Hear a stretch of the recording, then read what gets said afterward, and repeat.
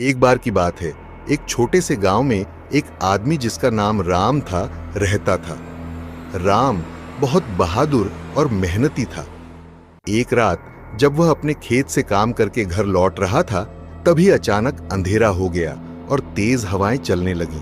गांव के लोग उस रास्ते से रात में जाने से डरते थे, क्योंकि वहां एक पुराना और खंडहर हो चुका महल था। कहते थे कि उस महल में एक भूतनी का साया है, जो रात में हर आने जाने वाले को परेशान करती थी। राम को इन बातों पर विश्वास नहीं था, इसलिए वह बेफिक्र होकर उसी रास्ते से घर जाने लगा। जैसे ही राम उस महल के पास पहुंचा, उसे ठंडी हवा का झोंका महसूस हुआ। उसकी रीढ़ की हड्डी में सिहरन दौड़ गई, लेकिन उसने हिम्मत नहीं खोई। अचानक उसे पीछे से किसी के चलने की आवाज सुनाई दी। उसने मुड़कर देखा तो कोई नहीं था।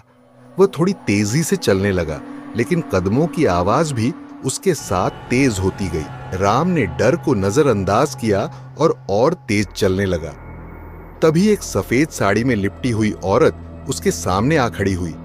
उसकी आंखें लाल थीं और उसके चेहरे पर अजीब सी मुस्कान थी।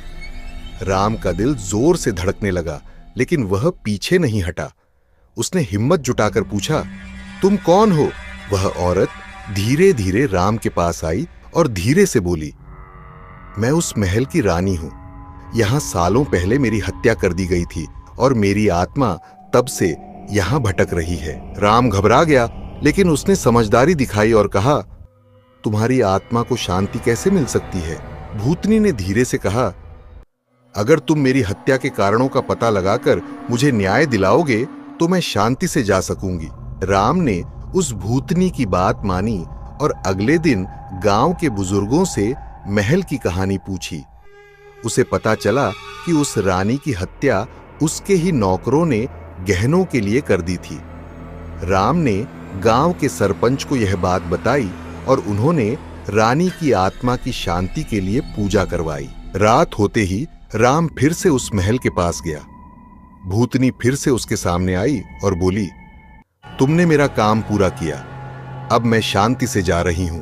इतना कहकर भूतनी गायब हो गई और राम ने चैन की सांस ली। तब से उस रास्ते पर कभी किसी ने भूतनी को नहीं देखा।